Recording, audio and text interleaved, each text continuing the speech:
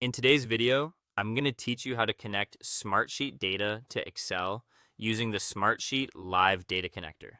To get started, open Excel on your computer and make sure the program is fully loaded before moving on. It's a good idea to close any files you don't need just to keep things organized and make the process easier to follow. Once Excel is open, the next thing you'll need is the Smartsheet Live Data Connector. If it's already installed on your computer, go ahead and open it. If not, install it first and then launch it so it's ready to use with Excel. After that, sign in to your Smartsheet account through the connector. Make sure you use the correct account, especially if you have access to multiple workspaces or organizations. Signing in properly is important because the connector needs permission to pull your live Smartsheet data into Excel.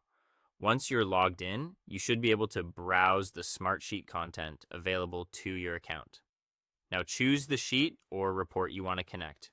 Take a moment here to confirm that you're selecting the correct source, especially if you work with several sheets that have similar names.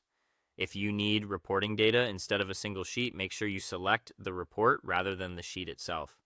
This step determines exactly what information will appear in Excel, so it's worth double checking before continuing. Next, load the Smartsheet data into Excel.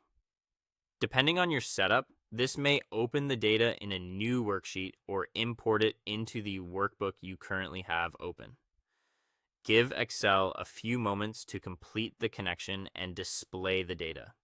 If the file is large, the loading process may take a little longer, so be patient and let it finish before clicking around too much.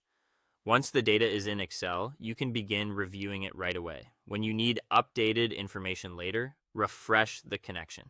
This is one of the main benefits of using the Live Data Connector because it allows you to pull in the latest Smartsheet information without manually copying and pasting data each time. If you notice that values seem outdated, refreshing the connection is the first thing to try. Finally, check that the Excel file shows the correct Smartsheet information. Compare key rows, columns, or totals to make sure everything came through as expected. This final check helps you catch any issues early and ensures you're working with accurate data in Excel. Once that looks good, your connection is set and ready to use.